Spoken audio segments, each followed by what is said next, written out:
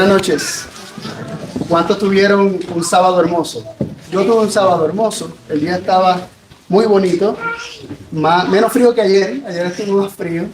Estamos en un lugar hermoso con personas hermosas, hermanos de diferentes lugares, pero bajo un mismo Dios y mismo Señor Jesucristo. Somos la familia de Dios y para mí es un gozo poder estar con cada uno de ustedes. En esta noche vamos a estar compartiendo, como dijo Roberto, de recibiendo la palabra. Esa misma primera palabra, recibiendo, nos habla de un proceso. De un proceso. Les voy a ser sincero, hermanos, cuando comencé a pensar en este tema, lo primero que me vino a la mente fue hablar acerca de la importancia de recibir la palabra. Pero luego entendí que también es importante explicar cómo la recibimos.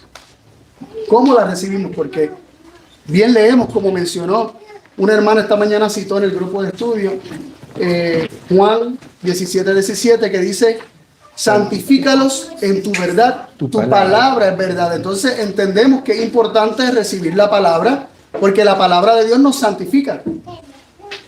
Y bien decimos, tremendo, el mismo hermano Rogerio ahora orando habló precisamente de eso, que necesitamos la palabra para nuestra santificación.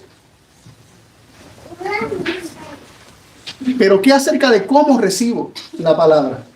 Porque bien alguien puede decirnos: Carlos, lo que tienes que hacer es recibir la palabra para ser santificado. Y yo puedo decir: tremendo, tengo que recibir la palabra. Y luego me pregunto: ¿y cómo la recibo? ¿Cómo la recibo? Porque hay muchos versículos que nos hablan acerca de cómo la palabra nos limpia, nos purifica, nos santifica. Por ejemplo, ¿con qué limpiará el joven su camino? Con guardar tu palabra. Con guardar tu palabra. Es necesario recibir la palabra para que la palabra nos santifique, para que la palabra nos limpie. ¿Y cuántos no queremos eso? Yo creo que todos los que estamos aquí es porque queremos que la palabra de Dios nos santifique. Amén. Pero ¿cómo la recibimos? Yo quisiera comenzar leyendo un versículo que originalmente no estaba en mis planes, pero después me llamó mucho la atención con respecto a este tema. Y es Eclesiastés 12, versículo 13. Eclesiastés 12, verso 13.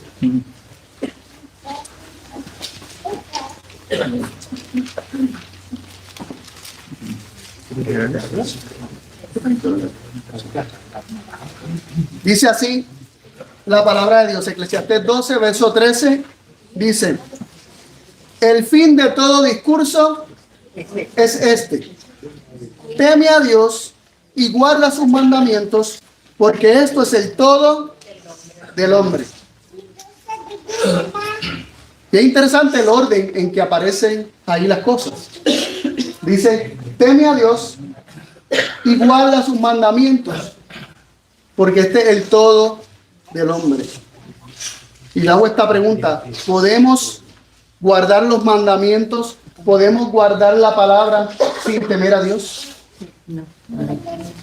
Podemos pretender hacerlo, podemos tratar de hacerlo, podemos esforzar para hacerlo, pero sin el temor de Dios, la ley de Dios, su palabra, sus mandamientos, no es recibida. Y eso lo vamos a ver a continuación.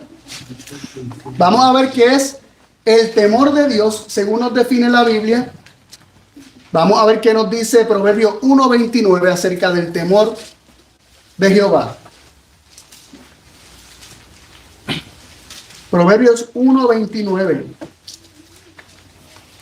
nos dice así: por cuanto aborrecieron el conocimiento y no escogieron el temor de Jehová.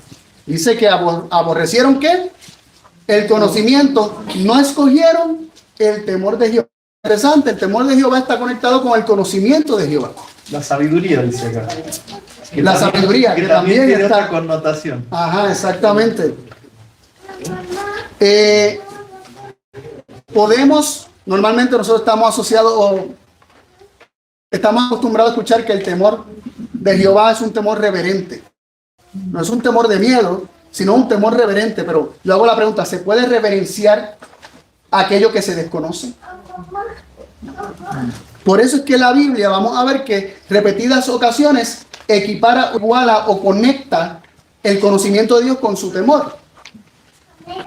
Porque es únicamente conociendo a Dios tal como Él es que lo podemos reverenciar como lo que es.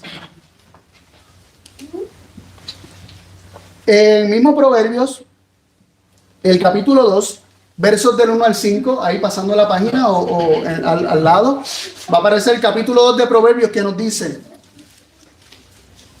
versículo 1, del 1 al 5 dice: Hijo mío, si tomares mis palabras y mis mandamientos guardar dentro de ti, haciendo estar atento tu oído a la sabiduría, si inclinares tu corazón a la prudencia, si clamares a la inteligencia y a la prudencia dieres tu voz, si como a la plata la buscares y la escudriñares como a tesoros, entonces entenderás el temor de Jehová y hallarás el conocimiento de Dios.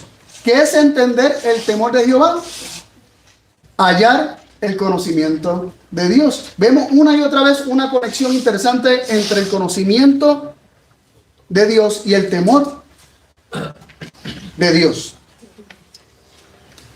Cuando nosotros, y hay muchos versículos más que hablan de esto, pero cuando nosotros consideramos que el temor de Dios, no el temor a Dios, que vendría siendo como un miedo, ¿verdad? Tenerle temor a Dios no es lo mismo que tener el temor de Dios, que es tener el conocimiento de Dios. Es interesante cuando Abraham mintió acerca de su relación con Sara,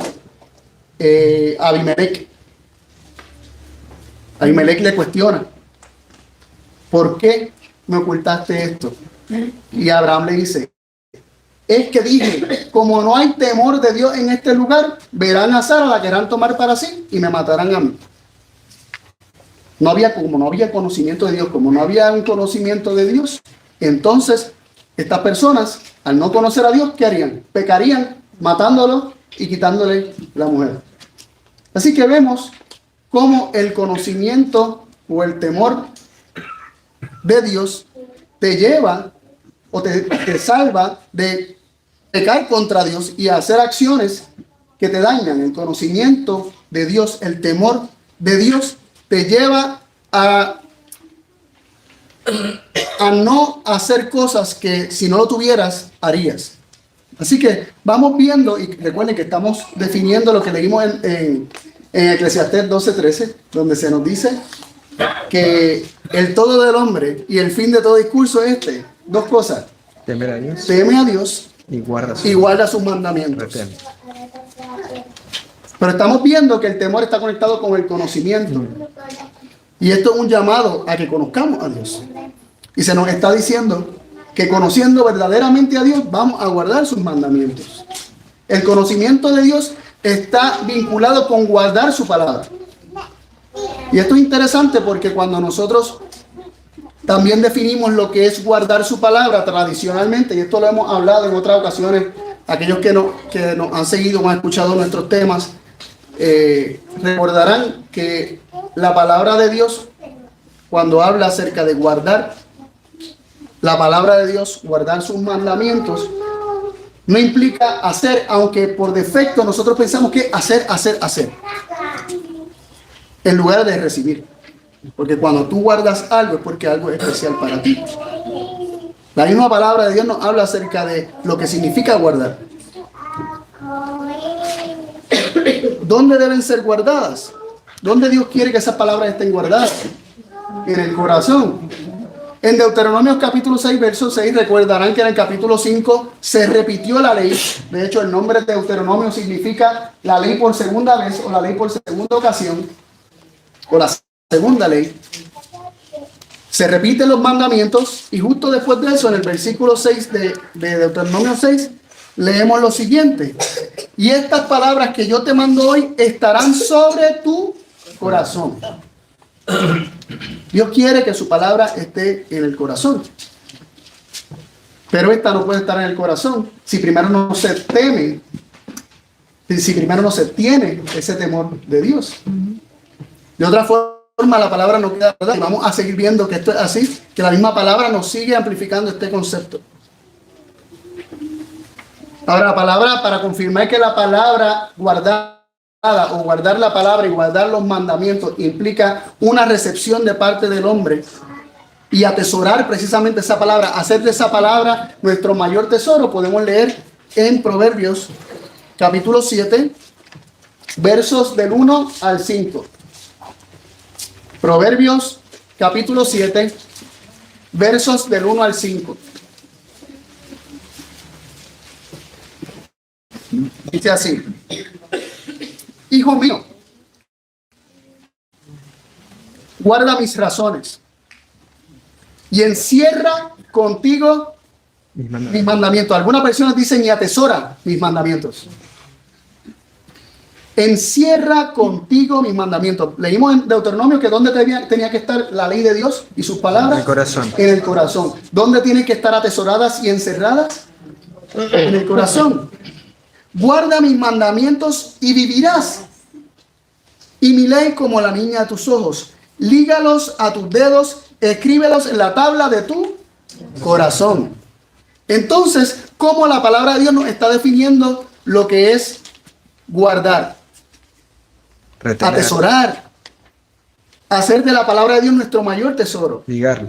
Normalmente, vuelvo y repito, por defecto pensamos que guardar es hacer. Es como que ¿verdad? La herencia religiosa que hemos heredado, que hemos tenido, nos lleva en esa dirección, que guardar es hacer.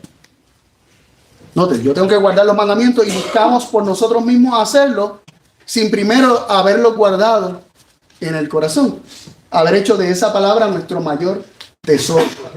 Cuando nosotros nos regala algo, alguien que amamos, y para nosotros eso que nos dio es valioso, ¿qué nosotros hacemos con eso? Lo guardamos, ¿para qué? ¿Qué? Para que no se nos pierda. O sea, Es un recuerdo, no solamente un recuerdo, es algo valioso, algo que constantemente nos lleva a esa persona y al amor con que esa persona nos dio eso. Y obviamente cuando nosotros entendemos que lo que nos han dado es algo valioso, pues naturalmente lo vamos a atesorar. El versículo 4 sigue diciendo: di a la sabiduría, tú eres mi hermana, y a la inteligencia llama parienta, para que te guarden de la mujer ajena y de la extraña que ablanda sus palabras. Es interesante porque dice di a la sabiduría. ¿Y quién es la sabiduría? Como mencionó Roberto hace un momento, Cristo es la sabiduría de Dios, nos dice 1 Corintios 1 Corintios 1:24. 1:24, exactamente. ¿Qué es lo que tenemos que decirle a la sabiduría? En esta ocasión dice eres mi hermana, porque la sabiduría es femenina, pero está hablando de Cristo. En todo caso tenemos que decirle a Cristo eres mi hermano, y a la inteligencia, que también viene siendo de Cristo, dice llama parienta o pariente, y Cristo se hizo nuestro pariente más cercano, ¿verdad? No se avergüenza de llamarnos hermanos. ¿Para qué? ¿Para qué hemos de decirle a la sabiduría? ¿Para qué hemos de decirle a Cristo esto? Dice, para que nos guarde. En este caso habla de la mujer ajena y de la extraña que ablanda sus palabras. O sea, y es interesante. La obediencia es un punto de la ley. ¿Cómo? Es la obediencia un punto de la ley. Exactamente. Entonces ese es el punto que quiero que veamos.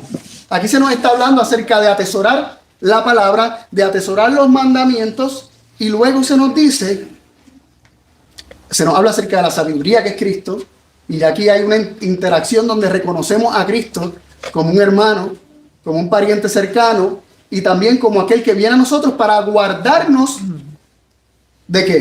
Del pecado. Y vemos un proceso bastante interesante aquí que tiene que ver con lo que vimos al principio. Dijimos al principio que la palabra de Dios nos santifica. Cuando nosotros guardamos la palabra viviente que es Cristo viene a nosotros. ¿Y qué hace Cristo? Nos guarda de pecar, nos guarda y nos protege de hacer el mal. Entonces aquel que guarda la palabra es guardado por la palabra. ¿Lo estamos viendo? Continuamos. Proverbios 8:10.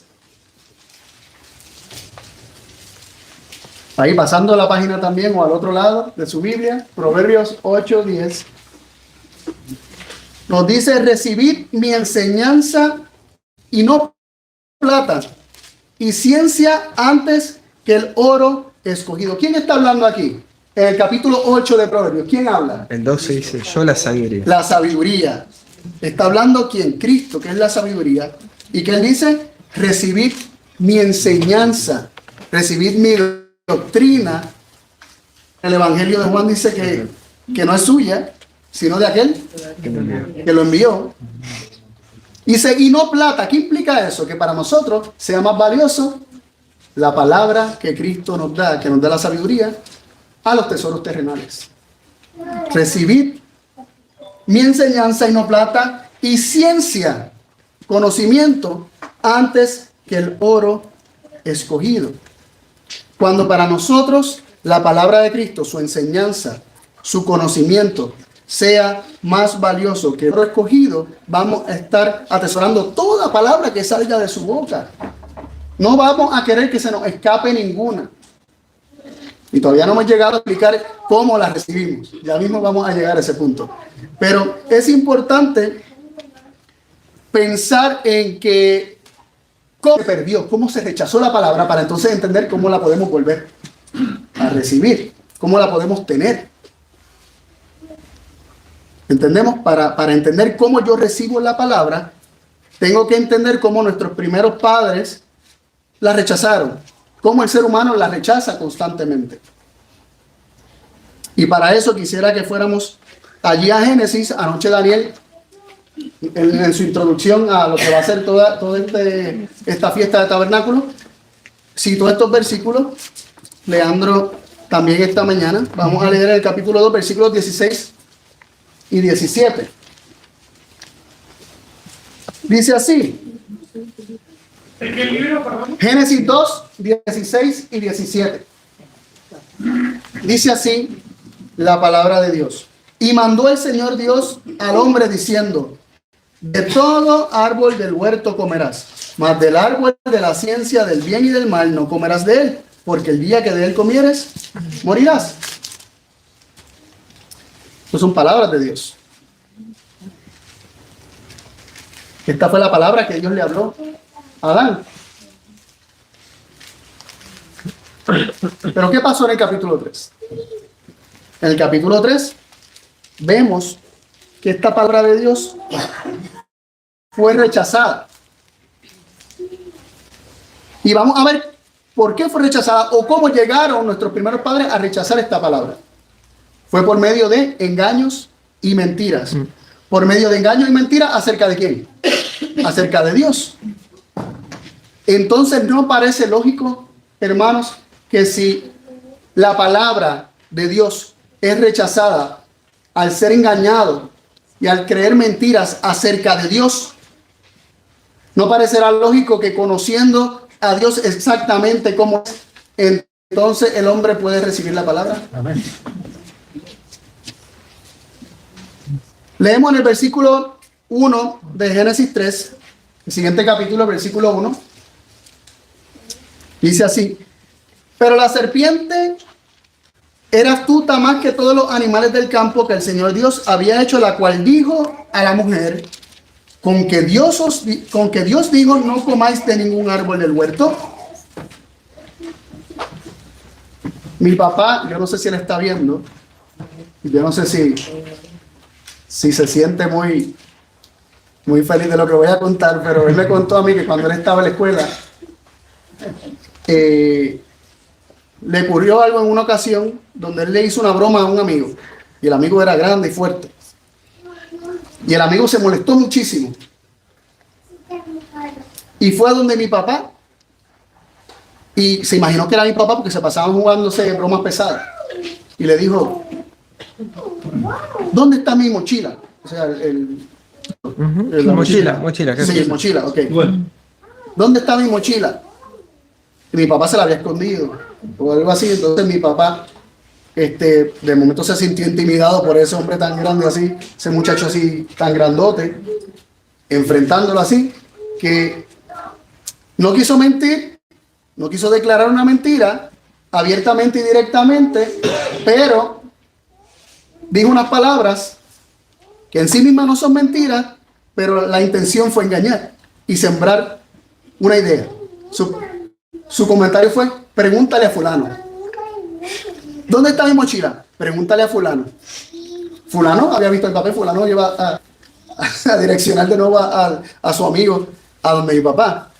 Y eso fue una declaración que en sí misma no es mentira, pero sugiere una mentira. Mi papá la dijo sabiendo que él iba a pensar que fue fulano.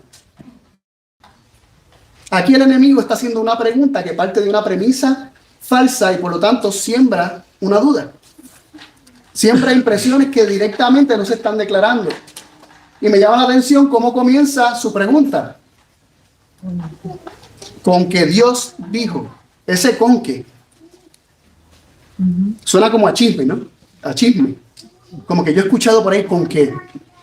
Con que vas para Argentina, habrá pensado mi familia, con que hiciste tal y tal cosa, con que estás creyendo tal y tal cosa.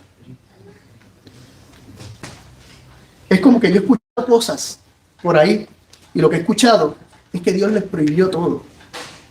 Y de esa forma también Él siembra una idea de que se está, de que hay una visión alterna de Dios que Adán y Eva no conocen. O sea, es como si todos supieran algo que ellos dos no saben. Y le dice, con que Dios os ha dicho que no comáis de ningún árbol del huerto. Es decir, me dijeron por ahí que Dios les prohibió comer de todos los árboles. Y Eva obviamente salió a defensa de Dios. No fue eso. Pero sabemos que más directamente la serpiente dijo, no moriréis. No voy a entrar en detalle porque ya se ha hablado de esto varias veces. Pero primero vemos una pregunta que miente, una pregunta que sugiere conocer un aspecto de Dios que Adán y Eva desconocían, que era de que Dios se reservaba para sí lo mejor, de que Dios no quiere el bienestar de sus criaturas. Y luego hace una declaración mentirosa, directa, contradiciendo la palabra de Dios de que no moriréis. Y le añadió el no moriréis, porque sabe Dios que el día que comáis del fruto del árbol de la ciencia del bien y del mal, se abrirán vuestros ojos y seréis como dioses, conociendo el bien y el mal. Otra mentira más.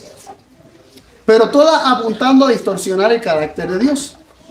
Todo diciendo que Dios es mentiroso, que Dios se reserva lo mejor para sí, que el pecado, como hemos mencionado, que el pecado no tiene consecuencias, que no necesitas depender de Dios para que Él te diga lo que es bueno y lo que es malo. Tú puedes decidir por ti mismo. Si comes este fruto, eres libre para decidir por ti mismo. No necesitas que alguien por encima de ti te diga lo que es correcto y lo que es incorrecto.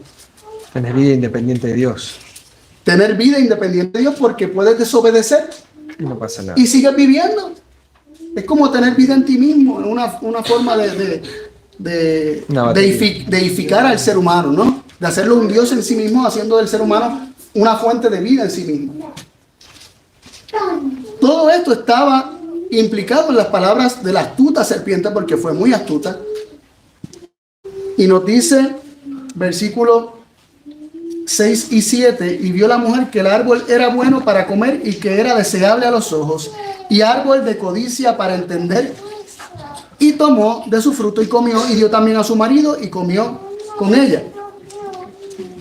Es interesante que en el capítulo 1 de Génesis, capítulo tras capítulo, versículo tras versículo, se está diciendo que Dios vio que las cosas eran como buenas. Día tras día, Dios veía. ¿Quién era el que veía? Dios. ¿Quién era el que declaraba lo que era bueno? Dios. Dios declaraba lo que era bueno. Al final de la creación dijo que era todo que bueno, ¿en qué? En gran manera. Sin embargo, vemos ahora a la mujer viendo que algo es bueno según su juicio y declarando que algo es bueno, en lugar de dejar que sea Dios el que le defina a ella lo que es bueno y lo que es malo. Totalmente. Y dice que comieron del fruto. Cuando ellos comen del fruto, fue porque habían rechazado la palabra.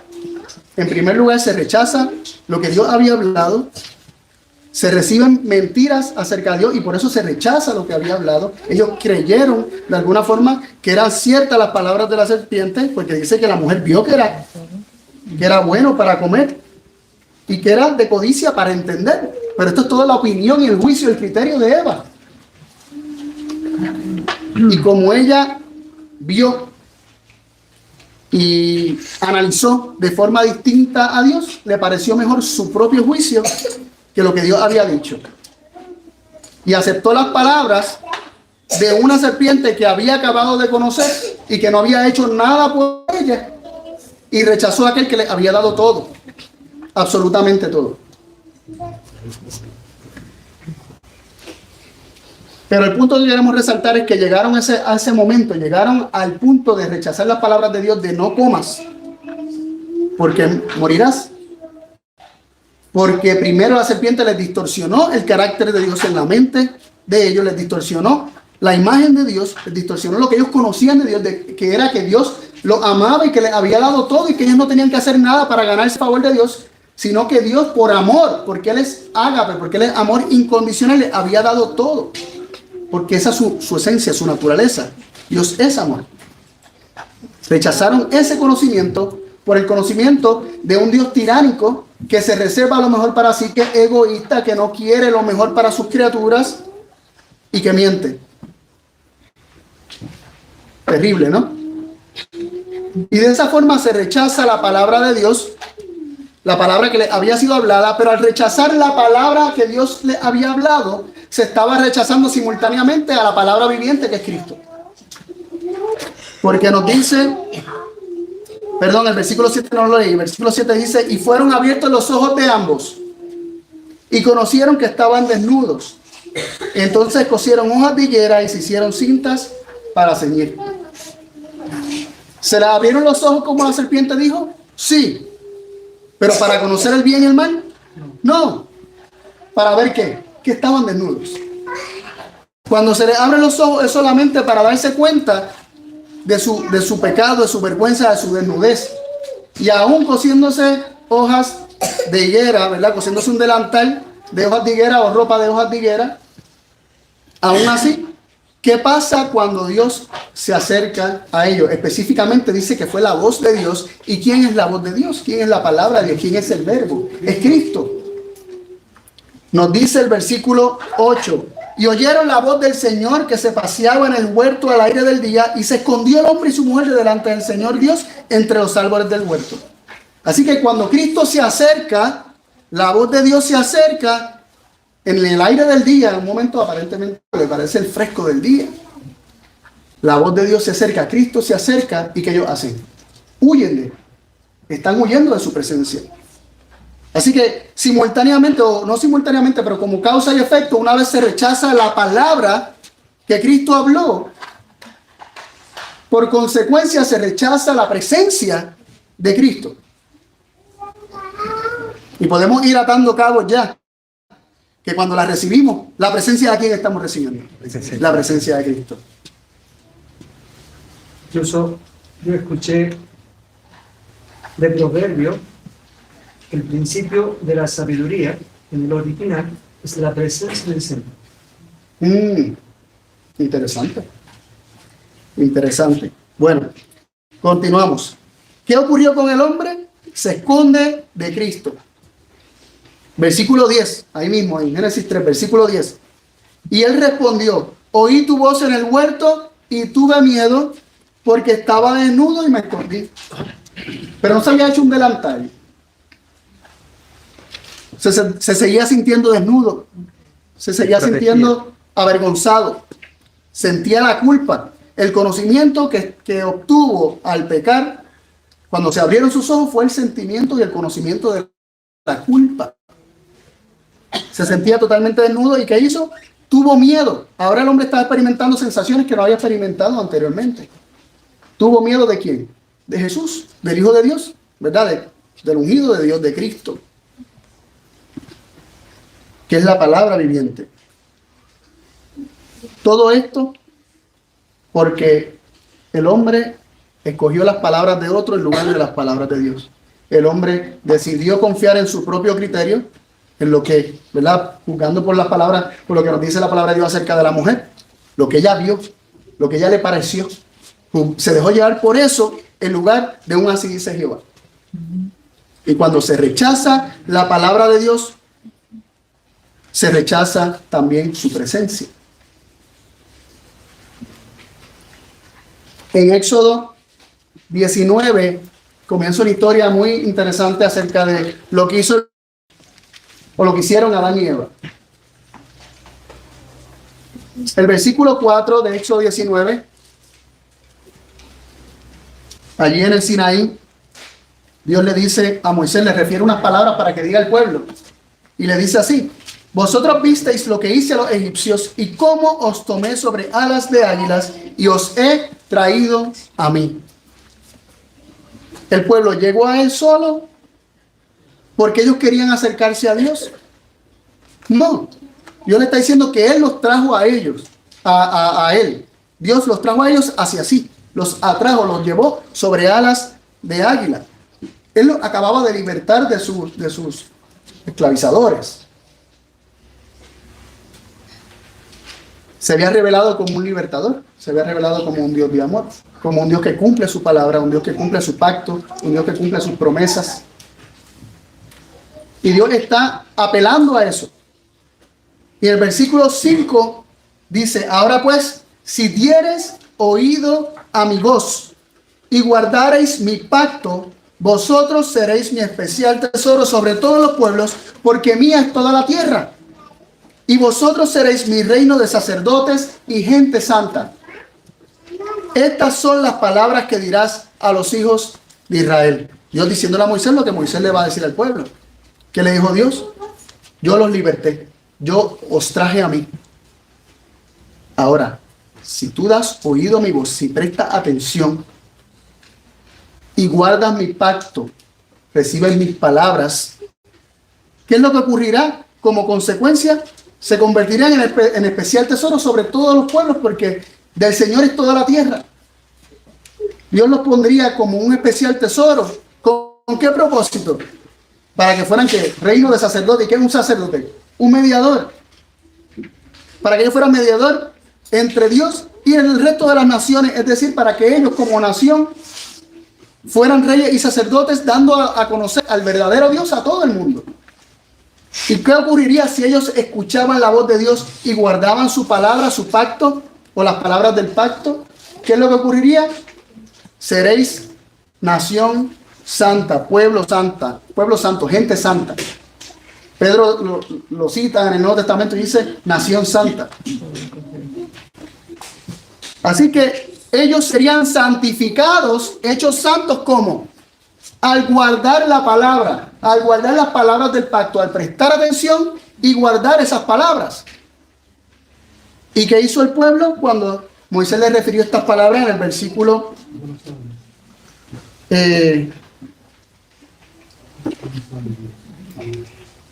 versículo 8? Y todo el pueblo respondió a una y dijeron: todo lo que el Señor ha dicho haremos. Y Moisés refirió las palabras del pueblo al Señor. Habiendo visto lo que es guardar, que es atesorar, que no implica como naturalmente nosotros pensamos en nuestra mente carnal, que hacer, el pueblo se animó a decir: nosotros vamos a obrar lo que Dios dijo que él iba a hacer prácticamente. Solamente él le dice: escuchen, atesoren y seréis gente santa, mi especial tesoro, un reino de sacerdotes. Todo eso es lo que Dios haría en ellos si ellos que recibían la palabra, si ellos estaban atentos a la palabra. Entonces ellos le responden a Dios por medio de Moisés: todo lo que el Señor ha dicho, esto haremos. Y eso implicaba oír, eso implicaba guardar, y posiblemente implicaba que ellos creían que ellos mismos iban a ser gente santa, que ellos mismos iban a ser un reino de sacerdotes, que ellos mismos iban a ser un especial tesoro. En lugar de verlo como causa y efecto, ¿no? Como que si realmente escuchamos la voz de Dios, si realmente atesoramos su palabra, entonces, como consecuencia, se dará todo eso. Entonces, ellos prometieron en ese momento escuchar la voz de Dios, prometieron recibir las palabras, guardarlas en el corazón, pero en el capítulo 20, donde están los 10 mandamientos, cuando Dios va a hablar las palabras del pacto, que son los 10 mandamientos, versículo 1 me llama mucho la atención por el énfasis en la palabra, por el énfasis en que Dios habló. Y dice: y habló Dios todas estas palabras diciendo. 3 veces hace referencia a hablar. Y habló Dios palabras diciendo.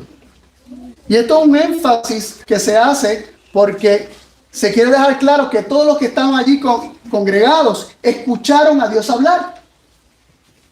Pero ¿qué ocurrió cuando escucharon a Dios hablar? Cuando la voz de Dios se acercó a ellos, similar como pasó en Edén, ¿qué ellos hicieron?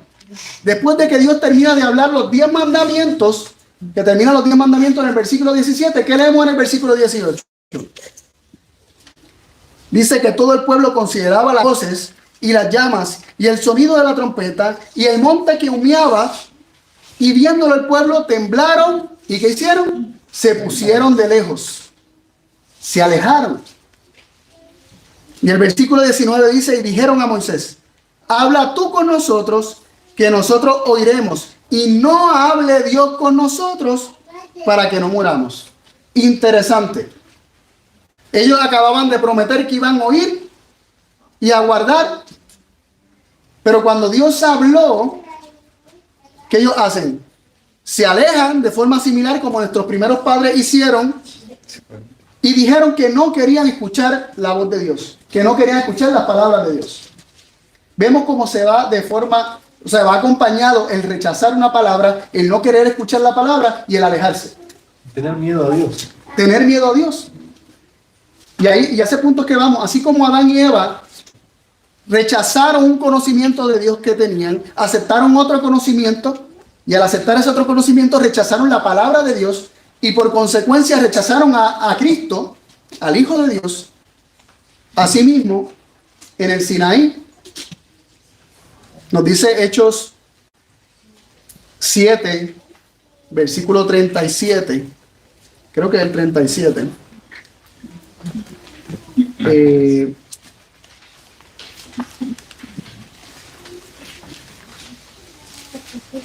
Hechos 7, en las palabras de Esteban.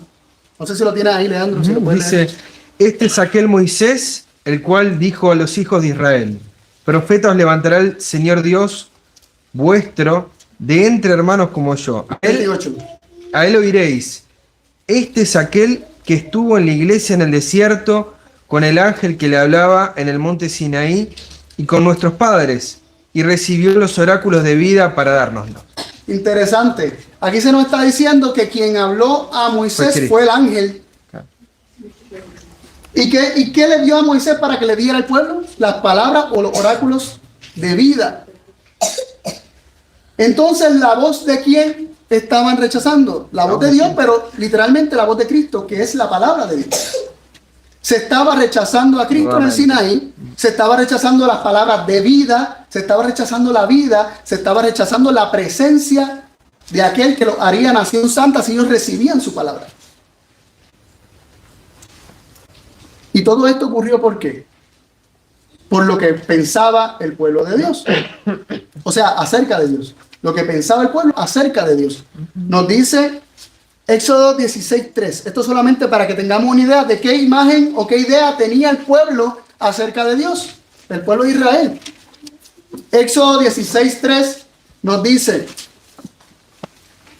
y les decían los hijos de Israel: deseamos que hubiéramos muerto por mano del Señor en tierra de Egipto, cuando nos sentábamos a las ollas de las carnes, cuando comíamos pan hasta saciarnos, pues nos habéis sacado a este desierto para matar de hambre a toda esta multitud. En primer lugar, están diciendo que ellos hubiesen deseado que Dios los matara allá en Egipto, perdón, en la tierra de Egipto. En Egipto. Terrible. Ellos creían que Dios los quería matar, en un sentido los podía matar, que realmente podía tener esas intenciones para con ellos.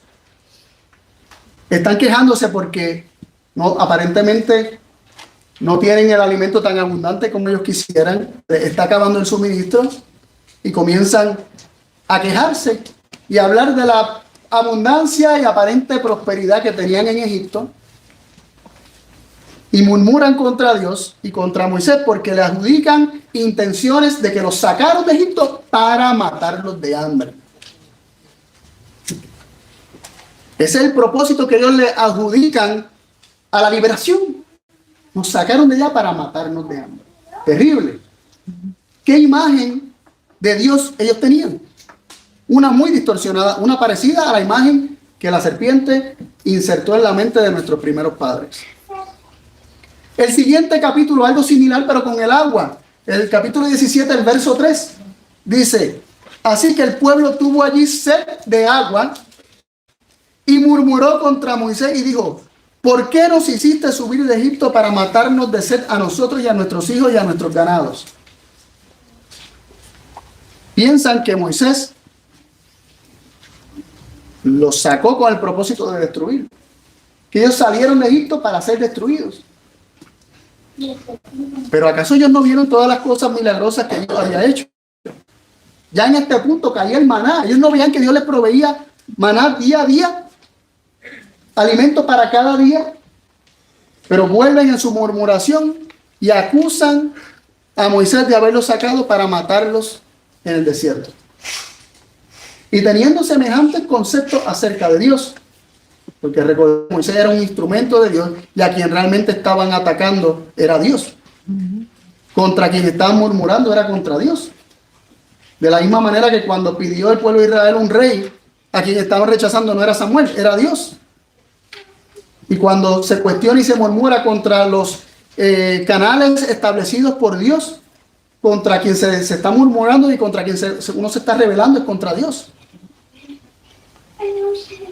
Este pueblo llegó al Sinaí con estos conceptos de Dios, porque habían estado tanto tiempo en Egipto, habían abandonado en gran medida su religión o la habían contaminado con el paganismo en Egipto, que tenían conceptos equivocados acerca de Dios. Y como no tenían el conocimiento de Dios, como no tenían el verdadero conocimiento de Dios, que es el temor de Dios, como vimos al principio, le tenían temor a Dios. Y eso lo vamos a ver en el siguiente versículo ahí en Éxodo 20:20, que dice: entonces Moisés respondió al pueblo, cuando ellos dijeron que no hablara Dios más con ellos, ¿qué le dijo Moisés? No temáis, que por probaros vino Dios, para que su temor esté en vuestra presencia, para que no pequéis. ¿Vemos esa declaración? Tremendo. Dos veces habla de temor.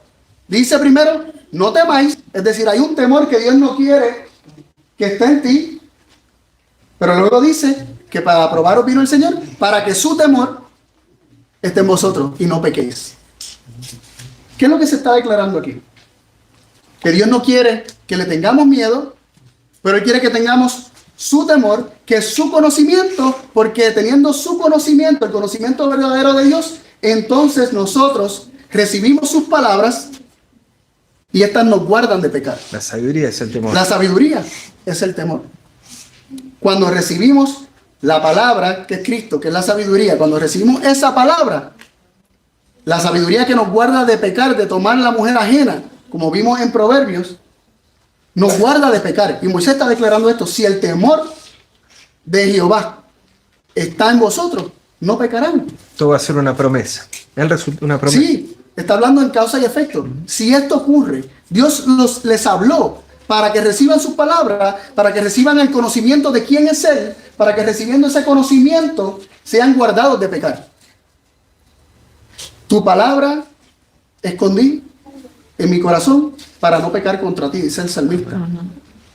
Cuando la palabra es guardada, somos guardados de pecar por la palabra.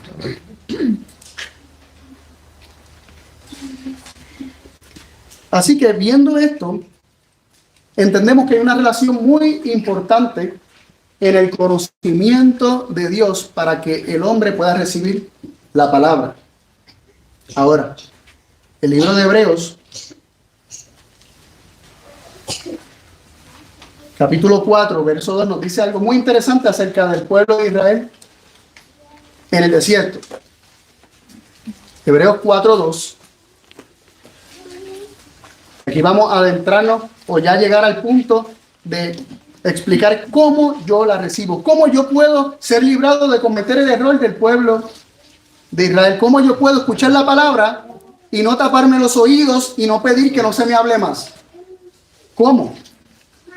Primero ya vimos que tiene que haber un conocimiento de Dios para que se reciba la palabra y uno no huya de esa palabra. Un conocimiento que te invita a acercarte confiadamente al trono de la gracia. Un conocimiento acerca del amor de Dios y de que Él es abnegado, totalmente contrario a lo que la serpiente enseñó, de que Él es abnegado, de que Él no se reserva nada, de que es lo que está buscando nuestro bienestar. Aquí leemos en Hebreos 4:2 que dice, porque también a nosotros nos ha sido anunciado como a ellos. Está hablando del Evangelio. Que el Evangelio nos ha sido a nosotros anunciado como a ellos, mas no les aprovechó el oír la palabra a los que la oyeron sin mezclar fe. Todo el pueblo que estaba allí oyó en el Sinaí, pero oyeron sin fe. Oyeron sin mezclar con fe. Oyeron porque no pudieron escapar de esa voz. Pero fue una voz que no atesoraron, no llegó a su corazón, no llegó a ser abrazada y guardada en el corazón. ¿Por qué? Porque no había fe. Así que vemos que la fe es esencial para que esa palabra no se quede en el aire y no nos pase por arriba, no nos entre por un oído y no salga por el otro, sino que llegue a ser atesorada en el corazón. No le aprovecha la palabra al que oye sin fe, pero al que oye con fe, le aprovecha la palabra. Así es como la fe, si fuera eso, que atrapa esa palabra que viene a nosotros y la agarra y la lleva al corazón. Pero también la fe es un don de Dios. Así que es necesario oír la palabra y mezclarla con fe. No solamente oírla, sino oírla y mezclarla con fe. ¿Qué es fe? Tradicionalmente, ¿qué escuchamos acerca de la fe? Hebreos 11:1 siempre se nos cita. Es pues la fe, la certeza de lo que se espera, la convicción de lo que no se ve. Es seguridad. Es creer algo a ciegas. Decimos a ciegas porque dice la definición, que es la convicción de lo que no se ve. Y tal vez yo no veo, las palabras no las veo, pero las puedo escuchar y creer. La fe no es creer lo que a mí se me antoja. La fe no es convencerme a mí mismo una y otra vez de que algo es de una forma. La fe no es decir que el Señor me va a dar un auto nuevo y decírmelo tantas veces que se vuelva realidad. Sí, porque eso es presunción, ¿no? Y comenzar a declarar a lo loco de que las cosas van a ser de una forma cuando Dios no me ha dicho que las cosas van a ser de esa forma. La fe viene por el oír y el oír por la palabra de Dios. La fe es creer, tener la convicción de lo que Dios ha dicho y de que la palabra de Dios hará lo que Dios dijo que hará. Por lo tanto, cuando nosotros escuchamos con fe, cuando nosotros escuchamos las palabras de Dios con fe, las mezclamos con fe, esas palabras, estamos creyendo que tal cual salió esa palabra de Dios, así mismo se ha de cumplir. Así como Dios dijo algo, Él es poderoso y su palabra es poderosa para hacer aquello que la palabra está declarando. También creemos que la palabra de Dios, que creó todas las cosas, ¿verdad? Porque Dios creó todas las cosas por su palabra, también puede crear un nuevo hombre en cada uno de nosotros.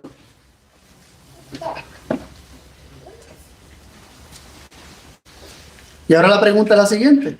Si la fe me hace guardar la palabra y recibir la palabra, y guardando la palabra, yo soy guardado de pecado y soy santificado, ¿cómo entonces yo tengo fe? ¿Cómo entonces la fe se desarrolla? En Romanos capítulo 1, versículo 17, se nos dice, se nos habla de fe en fe, ¿no? Hay un proceso de ir creciendo en la fe.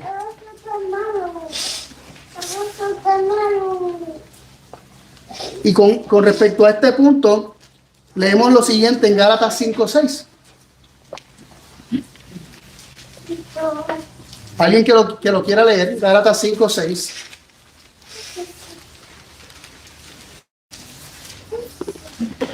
Sí, Leandro. Dice, porque en Jesucristo ni la circuncisión vale algo, ni la incircuncisión, sino la fe que obra por amor. La fe obra por amor, la fe obra también a causa del amor, es lo que está implicado. La fe obra por amor. Es el amor lo que hace que la fe obre. Es una fe, la fe que impulsa el amor, o el amor impulsa una fe y esta fe obra. Es fe viva. Está aquí hablando de una fe viva, una fe que obra. ¿verdad? Recordamos Santiago que dice que la fe sin obra es ¿qué? Es muerta. Pues aquí esta fe de la cual está hablando Pablo es una fe que obra. Y la fe que obra es debido o a causa del amor. Es decir, el amor, el ágape, produce una fe que obra, una fe viva, una fe verdadera. Hermano. Pero la fe, o sea, voy a esto, la fe se basa en evidencia, no es ciego. El mismo Cristo le dijo, mira, entonces si no me creen a mí, créanme por la boca. Nicodemo fue, a él dijo, sabemos que viene de Dios. ¿Qué lo llegó? La evidencia. Sí, pero hay cosas, pero gracias hermano, es cierto lo que usted dice, la evidencia nos la proporciona Dios y nos proporciona su palabra y empeña su palabra en que lo que le está diciendo es cierto. Pero por ejemplo hay cosas futuras que todavía no hemos visto, que no las hemos visto, y a eso es que me refiero, que es ciega, pero las creemos. ¿Por quién las dijo? ¿Quién fue el que las dijo?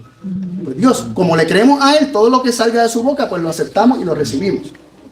Ahora, el punto que quiero ver aquí es que el amor produce una fe activa, una fe que obra. Pero ¿cómo entonces nosotros llegamos a tener ese amor que ha de impulsar en nosotros una fe viva? O que ha de producir en nosotros una fe viva que obre y que manifieste de hecho la justicia de Dios en nuestras vidas, hermano. Nosotros le vamos a Él porque Él nos amó primero. Exactamente, ahí vamos. Primera de Juan, capítulo 4, verso 19. Ahí tiene el ejemplo de los hechos. ¿Qué hacemos acá nosotros? Por la evidencia de lo que lo aceptaron, estamos acá. ¿Ves? Ahí tiene la evidencia de la fe. Entonces, gracias, hermano. Primera de Juan 4, 19 nos dice que nosotros amamos o le amamos porque Él que nos amó primero. Es decir, el amor que ha de generar en nosotros una fe viva, una fe que obre, una fe que se transfiera, se traduzca en obras de justicia, obras conforme a la justicia de Dios. Ese amor es el resultado de contemplar primero el amor de Dios. De hecho, lo podemos leer desde el versículo 16 de Primera de Juan, capítulo 4. Lo leemos que dice así: y nosotros hemos conocido y creído el amor que Dios tiene para con nosotros. Dios es amor, y el que vive en amor, vive en Dios y Dios en él. Que habla de conocer ese amor y creerlo. Primero lo conocemos, luego lo creemos, de forma personal, de forma individual. No dice ahí en esa ocasión, no dice para el mundo, dice nosotros, haciendo ese amor más cercano. Cuando nosotros conocemos y creemos el amor que Dios tiene para con nosotros, entonces vivimos en amor. Vivimos en Dios y Dios en nosotros. El versículo siguiente, 17, dice: en esto es perfecto el amor, o otras versiones dicen, en esto es perfeccionado el amor, o hecho perfecto el amor. Y eso está haciendo referencia al versículo anterior. ¿Cómo se perfecciona el amor? En conocer y creer el amor que Dios tiene para con nosotros. Y luego dice: para que tengamos confianza en el día del juicio. ¿Qué produce conocer y creer el amor que Dios tiene para con nosotros? Confianza. Confianza. Y la confianza la asociamos ¿con qué? Con la fe. Lo opuesto a lo de Adán y Eva. Lo opuesto a lo de Adán y Eva. Totalmente. Cuando nosotros, en nuestra mente se distorsiona la imagen de Dios, en un Dios que no es amor, entonces vamos a tener desconfianza y por lo tanto no vamos a hacerle caso a su palabra, no la vamos a atesorar, la vamos a rechazar. Mientras que cuando nosotros conocemos al Dios que es amor, que está hablando Juan, y ese es el contexto de ese capítulo, en 1 Juan 4, cuando nosotros conocemos a ese Dios que es amor, cuando nosotros conocemos ese amor de forma individual para cada uno de nosotros, que lo conocemos y creemos que realmente Él es ágape, tal como lo describe Pablo en 1 Corintios 13. Voy a ver, hermano, cuando nosotros conocemos eso, entonces tenemos confianza en el día del juicio. Nos acercamos confiadamente al trono de la gracia. Tenemos fe. Y según el Señor sigue revelando su amor a nuestras vidas, porque recordemos que el amor de Dios es inagotable. El amor de Dios, entenderlo, es un tema para la eternidad. según nosotros seguimos descubriendo ese amor en nuestra vida, vamos a depender y confiar más todavía en Dios, porque la fe viva, la fe que obra, lo hace debido al amor, lo hace a causa del amor, lo hace por amor. Y esa es la fe que nosotros necesitamos entonces para que cuando Él nos hable, recibamos su palabra, la atesoremos en el corazón. Parece algo mecánico, pero es así. El amor produce fe y confianza. La fe y la confianza recibe la palabra de Dios. Cuando la recibe, recibe también la presencia de Cristo que lo santifica y nos guarda del mal. Todo esto debido a que tenemos un conocimiento correcto acerca de Dios. Así que en la medida que yo siga escudriñando la palabra y Dios me siga revelando su amor en su palabra, en la medida que yo prosiga a conocer a Dios, ¿verdad? Seguiremos y proseguiremos a Dios, ¿verdad? Proseguiremos, ¿cómo es que dice? Conoceremos a Dios así como el alba. O sea, 6.3. O sea, 6.3, exacto. Dice conoceremos y proseguiremos. Conoceremos y proseguiremos en conocer a Dios como el alba, un proceso. ¿Y qué es lo que va a ocurrir? Como hablábamos esta mañana en el estudio, y Él vendrá a nosotros. Él vendrá a nosotros, la luz de Dios resplandecerá sobre nosotros. El conocimiento de Dios vendrá a nosotros. Veremos su amor. Su amor generará amor en nosotros y por fe recibiremos todas sus palabras que traen su presencia y su presencia nos santifica. Lluvia temprana y tardía, dice el texto. Exacto, la lluvia temprana y tardía. Tremendo. Así que quisiera terminar con este texto, Juan 14:23. Juan 14:23.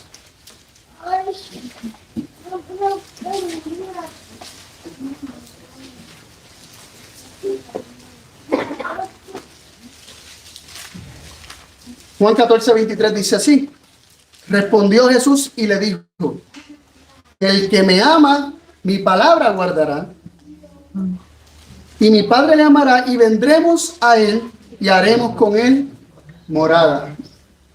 ¿Vemos las implicancias de este verso? Muchas veces vemos el principio como si fuera un mandato. No, si me amas, tienes que guardar mi palabra. Nos está diciendo en tiempo futuro: el que me ama, mi palabra guardará. Si nosotros amamos a Cristo, su palabra la guardaremos. Es lo que ocurrirá por la ley de causa y efecto. Es lo que está diciendo el Señor. El que me ama, mi palabra guardará. ¿Y qué ocurre cuando guardamos su palabra? El Padre y el Hijo vendrán a hacer su morada con nosotros. Su presencia santificadora vendrá a nuestra vida. ¿Pero cómo le amamos? Conociendo su amor. Y en la medida que su amor, mi conocimiento de su amor aumente, mi amor por él va a aumentar y mi fe en él también va a aumentar, y no voy a dejar que se escape ninguna de sus palabras. Entonces, cuando nos hacemos la pregunta inicial, ¿cómo recibimos su palabra? Parece que tiramos toda una mecánica de esto y esto y esto y esto y esto. ¿Cómo recibimos su palabra? Creyendo y conociendo el amor que él ha tenido para con nosotros. Hermano. En nuestra experiencia, porque todos la tenemos, el amor de Dios se revela a nosotros. Y no es que, bueno, yo ahora me voy a poner a conocer el amor de Dios. Es muy teórico. Y en nuestras experiencias prácticas hemos visto como muchas veces le damos el camino y Dios nos bendice y nos rompe la cabeza, porque esperábamos que cuando errábamos el camino Dios nos castigue, y de repente cuando hacemos algo malo y vemos que Dios nos bendijo, ahí nos da vergüenza. Ahí estamos empezando a conocer el amor de Dios, porque el amor de Dios se revela a nosotros, no solo en la teoría, se revela en la experiencia.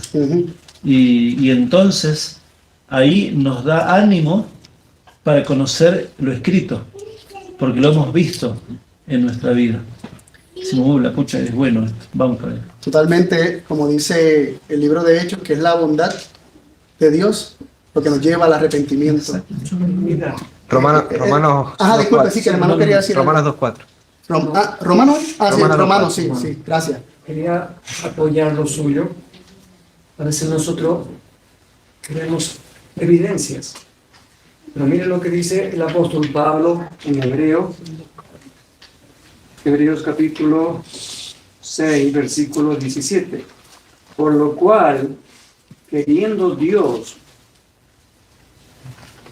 mostrar más abundantemente a los herederos de la promesa la inmutabilidad de su consejo, interpuso juramento para que por dos cosas inmutables en las cuales es imposible que Dios mienta, tengamos un fortísimo consuelo. Los que nos acogemos a trabarnos de la esperanza propuesta, la cual tenemos como segura y firme ancla del alma y que entra hasta dentro del velo, donde entró por nosotros como precursor Jesús, hecho pontífice eternamente según el orden de Melquisedec. Gracias, hermano. Sí, yo entiendo el punto que también el hermano Ñañez quería presentar. Dios nos ha dado suficiente evidencia de su amor para que creamos su palabra. Y ese es el punto que también trae el hermano, lo único de una manera práctica. Totalmente estoy de acuerdo con lo que dice el hermano. Esto no se debe quedar en teoría. No puede ser teoría, porque si es teoría, no está aquí. O sea, cada uno de nosotros tenemos que conocer experimentalmente el amor que Dios tiene para con cada uno de nosotros y creerlo, que es así. Cuando esto ocurra, entonces toda la cadena de causa y efecto que hemos estado viendo que nos presenta la palabra de Dios se ha de dar naturalmente. No tenemos que estar racionalizándolo tanto como acabamos de hacer ahora, simplemente hemos visto la mecánica de cómo esto ocurre en nosotros. Cómo ocurrió el rechazar la palabra y cómo entonces de forma inversa nosotros recibimos la palabra al tener correctos conceptos acerca de Dios.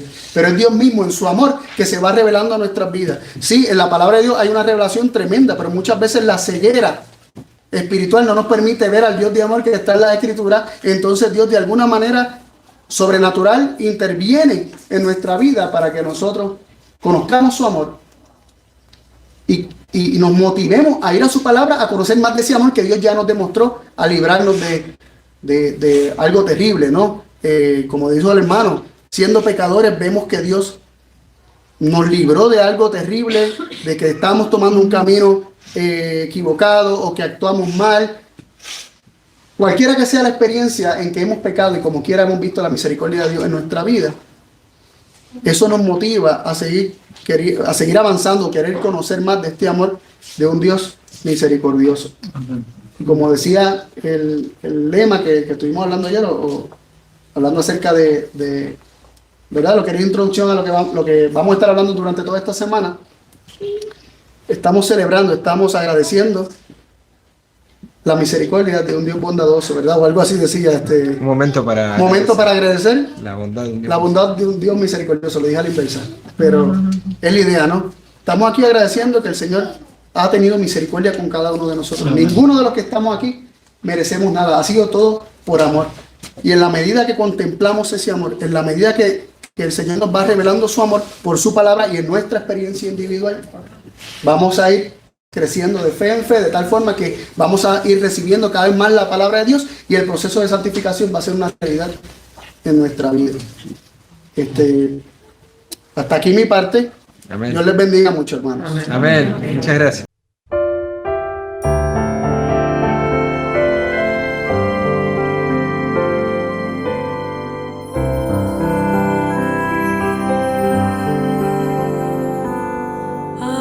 Aquel pues que es poderoso